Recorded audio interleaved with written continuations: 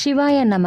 வரக்கூடிய 15ஆம் தேதி மகா சிவராத்திரி. வீட்டில் சிவலிங்கம் வச்சிருக்கிறவங்க எந்த டைம்க்கு பூஜை பண்ணணும், எப்படி பண்ணணும்னு இந்த வீடியோவில் பார்க்கலாம். பொதுவாக மகா சிவராத்திரினாலே 4 கால பூஜை. அது எந்தெந்த நேரத்துலன்னு பார்க்கலாம்.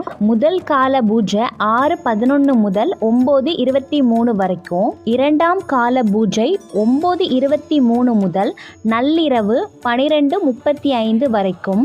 மூன்றாம் கால பூஜை நள்ளிரவு 12:35 முதல் அதிகாலை 3:47 வரைக்கும். நான்காம் கால பூஜை அதிகாலை 3:47 முதல் 6:59 வரைக்கும். இது ஒரு சில கோயில்ல அவங்கவுங்க பஞ்சாங்கப்படி ஒரு 2 நிமிஷம் 3 நிமிஷம் முன்ன பின்ன கூட இருக்கலாம்.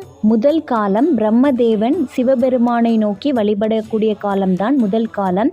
இந்த டைம்ல நம்ம பாலபிஷேகம் பண்ணி சக்கரை பொங்கல் வைக்கலாம். அர்ச்சனைக்கு வில்வ இலையும் மலர்களையும் படைக்கலாம். திருவாசக பாடல்களை பாராயணம் பண்ணுங்க.